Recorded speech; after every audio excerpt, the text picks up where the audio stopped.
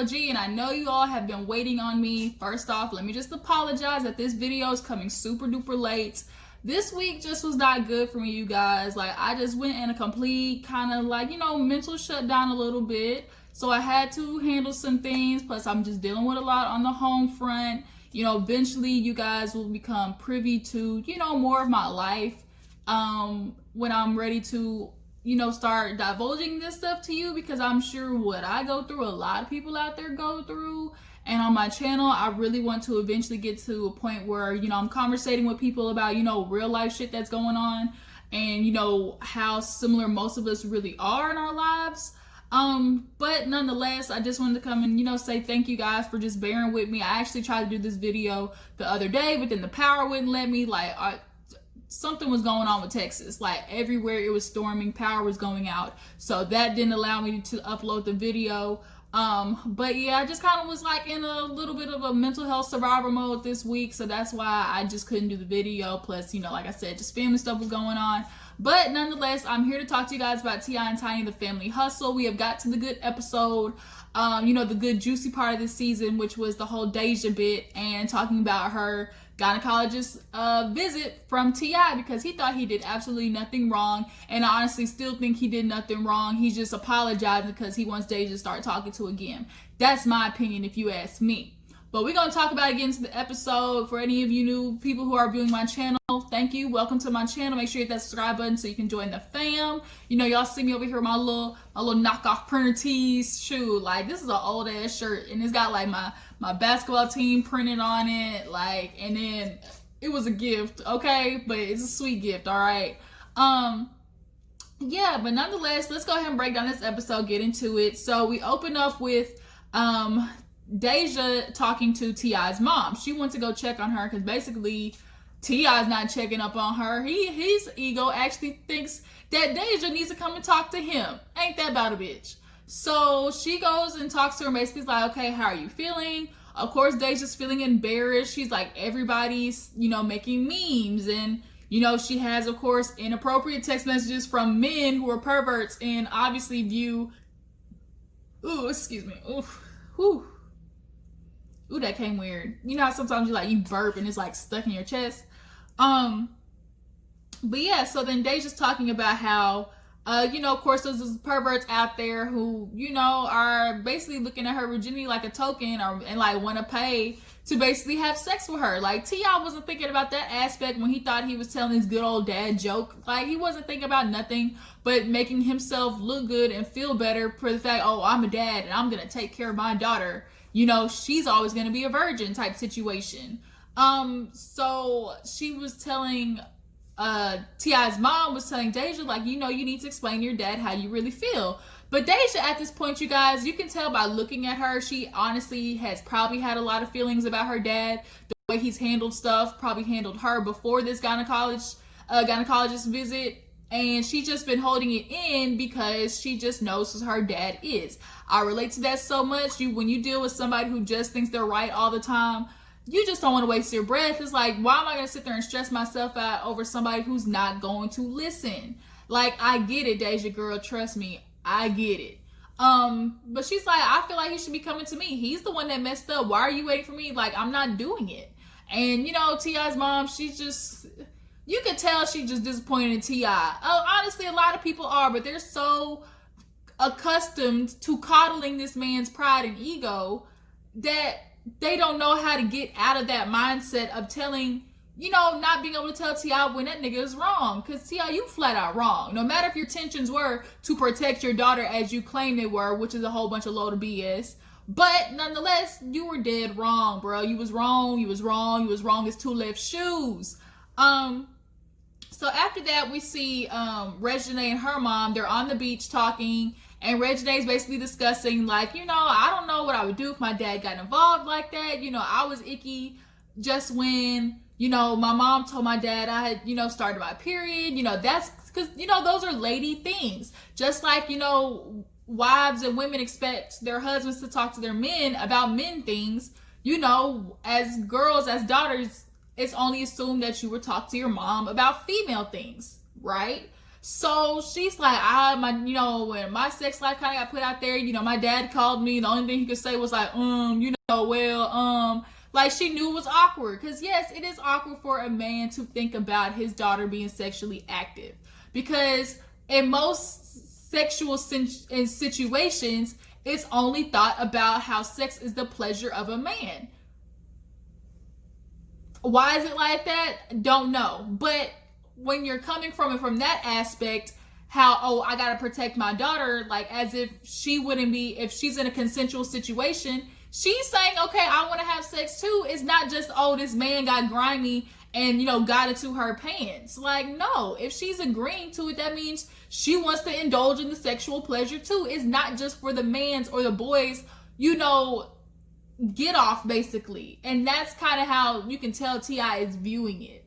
So Reginae and her mom, you could tell they are not vibing with it. Nobody really was vibing with it. It's just that they was too pussy to tell T.I. that. And I just did not agree with that at all. So after that little scene on the beach, they see, they move on to Monica and, was it Toya that were getting the massage, the back massages kind of in the back part of the villa. And the rest of the ladies came and, they were just, trying to catch up with them and stuff. And they're talking to Monica about, her new shoot, giving a classy crack, as you want to put it. They were basically trying to fill up the conversation with a whole bunch of other stuff until the conversation stopped and it got awkward because you could tell nobody didn't really want to bring it up. But Tiny finally brought it up, to just break the awkward silence, because it's like, dang, we trying to, talk about something else, but it's literally on everybody's mind. So she's like, all right, girl, it's like, let's address the elephant in the room. Like, tell me what you think about this situation. All of them kind of did the, proverbial, I get that why Deja's embarrassed, as a little girl. They keep talking about Deja, how she's feeling, but ain't nobody talking about how T.I.'s wrong and he's not doing his part in checking on Deja. Everybody else is checking on Deja except T.I.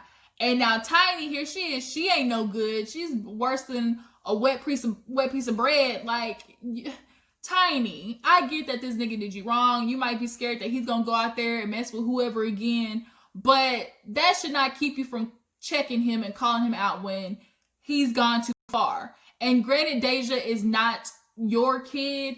As a step parent, when you've been with Deja a long time, I'm pretty sure Deja would have appreciated a female being like, man, Tip, no. And when you are a step mom, you want to love your stepkids, the same, or just make them feel like they're a part of the family. And I think Tiny used that as basically a fallback excuse. Like, I'm not going to get involved because she's not my child. Like, that was her safety net. When honestly and truly, you have a good enough relationship with Deja to talk to T.I. about how Deja feels, about how, she felt violated. Her privacy, was basically like non-existent. So she was like, well, nobody talked about what prompted her to do it. You gonna sneak out, so this is what I'm gonna do. I'm sorry, that's not a consequence. The fact that he's making it seem like, this is a consequence to your actions, basically saying this is a consequence to you going out there. Like, if she chose to have sex, first of all, one, she already did it, T.I. There's nothing you can do about it. Like, the deed is done. So then you take her, and had she, was not a virgin no more, what were you gonna do? That's the question. What were you gonna do? You were gonna ground her? You were gonna stop paying for her school? Like, it was very clear that you were going to punish her for doing something that all teenagers do, and you're not sitting there punishing King. And he's out there dropping dick willy-nilly because that is your son. Like, he only learned from the best. So why is there not this same, hard on, for hard on, no pun intended. Like, why is there not this stick, like, for King as there is with Deja? And you can tell in his head that was nothing about protecting your daughter, because she was already out. Like, there was nothing else for you to really, protect her about. She was already outside with the dude or whatever. That had nothing to do with protection. That had everything about easing your self-consciousness about having a daughter out there that is, quote unquote, out there thotting and bopping. That's just, you didn't want your daughter to be that. You felt like because if she wasn't a virgin no more, then she was going to be out there being a hoe or a whore, as Black Youngster likes to put it. You didn't want that. And that's just very ironic because that's seemingly the type of women that you guys continue to go for. And then that you are very fine with your own son going for. So you can't have it both ways, my nigga. So after that, they end up doing like a dinner and everybody's there. Deja walks up with the cousin and it's awkward. You can tell like people are kind of like, you can feel it in the air. Zanique, I really appreciate Zanique, doing the sisterly thing, trying to change the topic and talk about King. And she's like, I was just trying to do my best to protect Deja because I can tell it's awkward for her.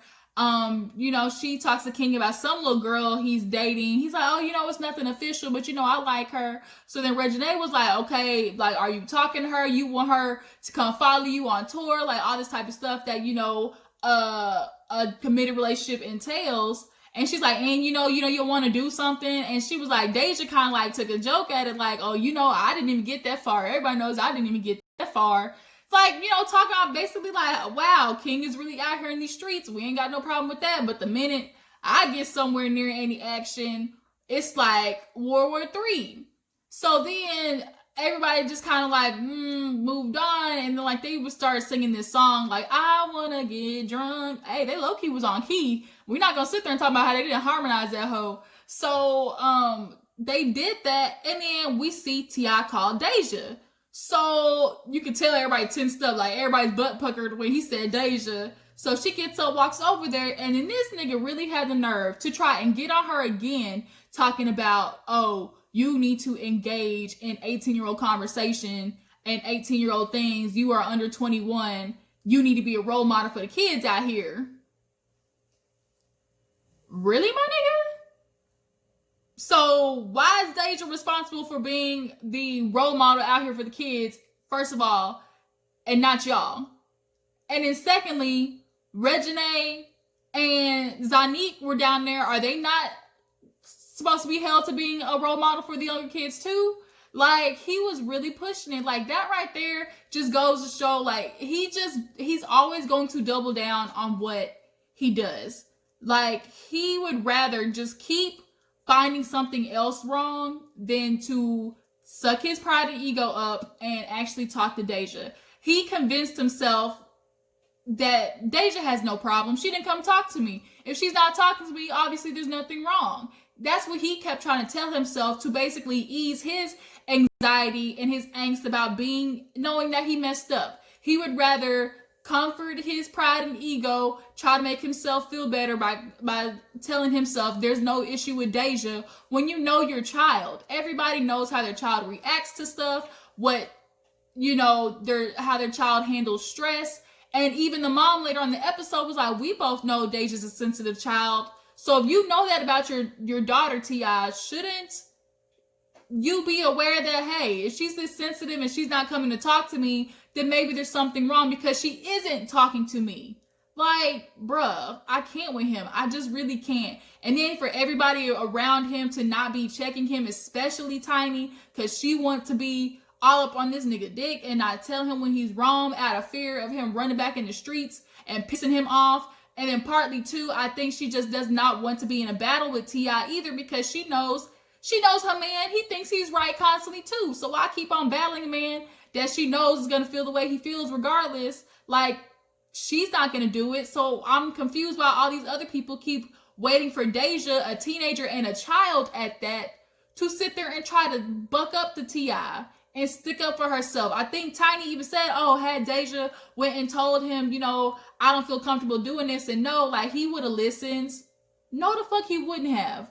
Okay? Like, he's not listening to adults. You think he's going to listen to his daughter? And then it only would have furthermore,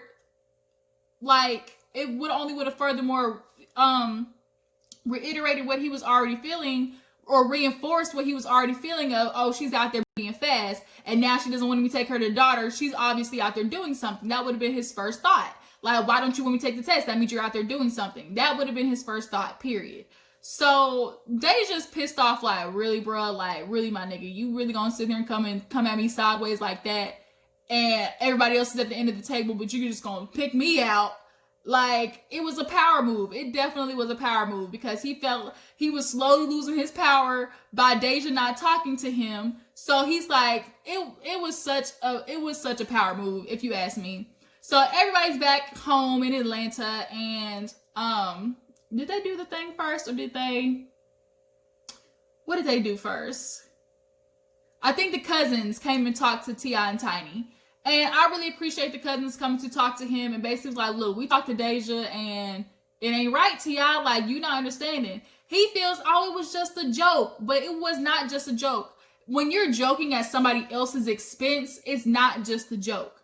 It's not an inside thing. Like, you put your daughter's vaginal business on Front Street. That's embarrassing. And especially to the extent of who Deja is, and you know that your daughter's already probably dealing with depression, as she's revealed, and a whole bunch of stuff. Like, no, she feels a certain way about that.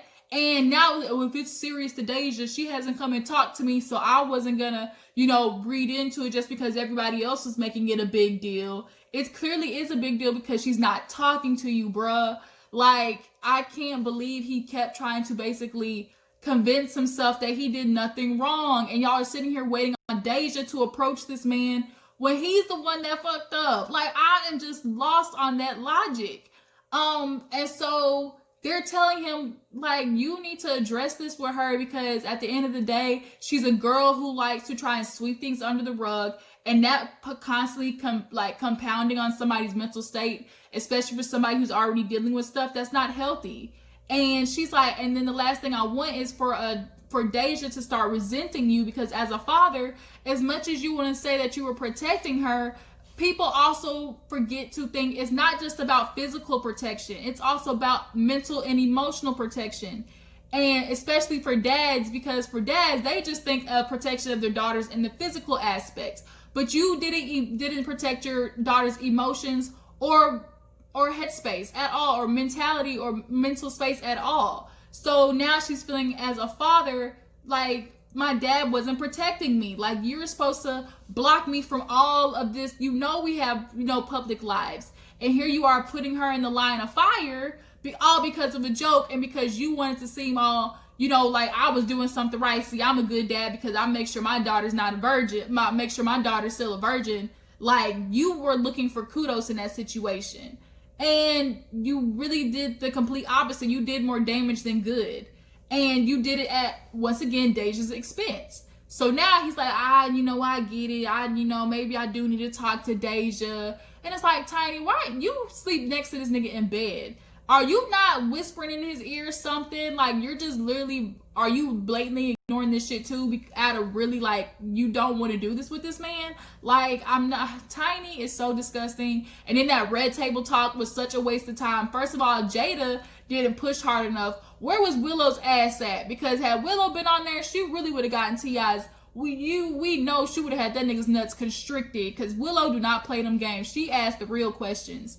And especially being a daughter, and having that happen, she for sure was the one that needed to be there. But Jada was just soft, just like real soft with him, and not getting to the nitty gritty, which is, okay, if you gonna do this for your daughter, what about for your sons? What about for your sons, T.I.? Like, that's the big thing. You want to say it's protection, but you ain't protecting your sons out there. What if they knock a bitch up? Like, it's probably gonna be more of an issue for your sons to get pregnant than it is your daughter, if you want to keep it real. Because at least in the aspect, if your daughter's pregnant, you have more control over that.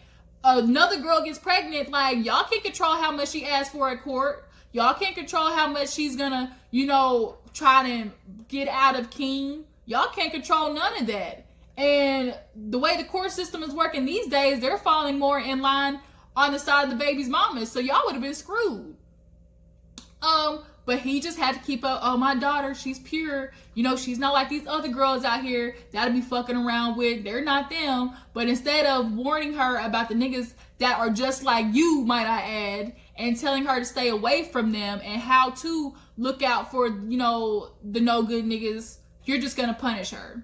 That's what you're gonna do. So then after that, he ends up calling Deja. she didn't answer. I'm glad she didn't, because and it finally looked like it was finally starting to stick to T.I. Like, okay, they just not answering. Okay, I need to figure the situation out. And so there's a cute little section where Rain, her little book signing, and Red was in the ball pit. Y'all, it's something about Red. His vibe, it's just like that low key, chill. He's sensitive too. He a sensitive ass thug. Like, something about Red is just it. And he was nice. Did a little sweet thing for Toya when he had, set up the basement all nice and pretty. It's just something about Red. He a real man. Like, he ain't no T.I. nigga like who, oh my God, didn't nobody teach me how to do this? I'm a real dad. I figured this out on my own. Nobody else taught me how to do this. It's just like, ugh.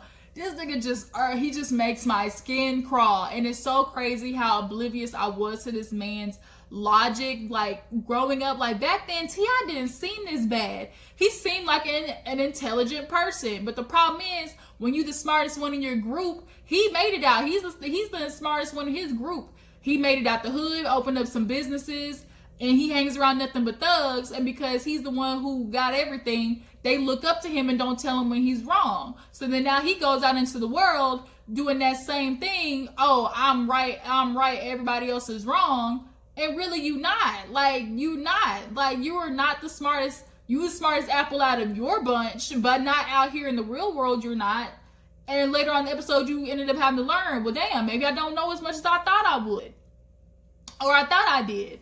So after that, King, that's his little thing in Chattanooga. He tried to be his dad in the bet. That didn't happen. He got only 193 people at the performance. I could have told you that. Like, it wasn't gonna be no 300 people. But the gist was, okay, at least we got something to go off of, and it's okay. Tiny was upset. She was mad she lost that damn bet. So then at the end, we see Deja's mom, y'all. She looks a lot like her mom. Like, I see it now. That is her mother's child. And Deja had a really good glow up. Like, she is gorgeous. She has definitely grown into her own. And I feel so bad that she had to even go through this. But Deja's mom, no, before that, let's talk about real quick how LaToya and Tommy was like, she's like, I don't know, Tommy, you wouldn't do that. And Tommy's like, I don't think I would do that, but I definitely want my daughters to stay virgins until they're married. And she's like, and your sons? He's like, oh, I definitely want them to stay virgins until, and she's like, until when? And he couldn't say nothing. And it's like, that's the point right there. It's like, boys get a standing ovation when they go out there and have sex. Like, oh, he's a man now, he did it. So why is it not like that for girls? Like, she has to figure herself out. And yes, it's like, oh, you don't want your daughter out there being fast, but it's just the way human nature is. We didn't sign up. We didn't, make the rules when it came to puberty. God made that up. Like, he said, okay, around 13, 14, 15, some things going to start happening to your body. And it's going to make you start wondering some things. And you're going to start growing hair in certain places. And things are going to start getting hard. And this time, like we didn't come up with this plan. So y'all sitting there getting mad at us for only trying to figure out what the hell all these hormones is flowing in our body when y'all have been kids before, which is the most annoying part, is because y'all have been kids before and you know what it feels like and all these type of things and how you're fighting against these urges. Now, Deja's supposed to fight against these urges, but your son isn't. He's supposed to just go out there willy-nilly and stick his dick in everything because he's a boy and he can do that? Man, miss me with that. LaToya was like, Tommy, see, this is shit we talking about. But at the end, Deja's mom went to the podcast and spoke on Deja's behalf because she still got that nigga on ice. And she's like, look, this isn't it. You made a bad joke, and I get it. I want to give him a little bit of slack because he didn't grow up with sisters. That has nothing to do with it, period. And T.I.'s mom, did say that he grew up with a dad that was super misogynistic, felt like females and males had their roles. But she had to explain to him, okay, a hymen can break for multiple reasons, not just sex. And had she been telling you the truth and her hymen was broke, you would have basically rained down hell on her and thought she was out there being some little slut bucket when she really wasn't. And even had she had sex one time, that does not make her a whore, a hoe, a slut by any means. He just has this image in his head that my daughter is, when do you expect girls to have sex is the question. When are they supposed to do natural human body things? Like, they can't stay virgins forever. Like, if they want to be married, have successful relationships, like, sex is a part of that. And she's just not supposed to figure herself out. But your son is supposed to go out in the world and figure himself out like nobody's problem. Like, no. But he's like, it's the old school way of thinking, and nobody's, don't try to make old school thinking seem like it's wrong. And it's like, nobody saying that you can't have an old school thought process, but by any means, sometimes the old school way isn't the right way. Like, you can say my intentions were to do nothing but protect her. Your intentions may be good, but that still doesn't change the fact that the way you went about it is wrong, period. And he just was not open to changing that. He just had, like, I don't know, like, were you just gonna you were just gonna look at your daughter different and you weren't gonna be able to love her the same? Like, you were basically going to turn your back on her daughter for the simple aspect that she went out there and had sex. But your son is supposed to go out there and get praise for treating women the way that you've been treating women, which is, I'ma just fuck you and leave, or you just gonna come here for the night and leave. I'ma cheat on my wife and then leave, and then I'ma say everything about my wife that's wrong and she was nothing but a distraction. That's not the problem, but your daughter trying to figure out who she is a problem. Like, T.I. miss me with that. Like you said, you really aren't as smart as you think you are. And what's even more annoying is you were trying to talk about a woman's body, a body that you don't have, and you felt like you can make a joke on something because you felt like you knew more about it than a female did. And then like, you knew so much about a female's body. That's the ego thing I'm talking about. His ego and pride gets coddled so much, and nobody on this show was willing to sit there and say, T.I., know you was wrong, only because that nigga cut the checks. Everybody coddles this man's feelings because, one, nobody really wants to argue with T.I. He just talked too damn much and he don't want to listen to nobody. I get it's a strain, but sometimes people need to have those battles. They just need to have those battles because they're not always right. And until y'all start battling this nigga, this shit's gonna keep happening. And that was the end of the episode. She basically called him misogynistic and he apologized to Deja at the end. But the shit was foul, if you ask me. But y'all drop down in the comments, tell me how you feel about his apology. Do you feel like he genuinely meant it? Do you think King should be now held to a different standard as well, now that he's out there having sex? I mean, it's just a lot. And would you do that? Would you take your daughter to the gynecologist? Drop down in the comments, let me know. I appreciate you guys for being patient with me. I really do. Didn't mean for it to take this long. But make sure before you go to like this video, subscribe to my channel, and I'll check all you guys later. Deuces.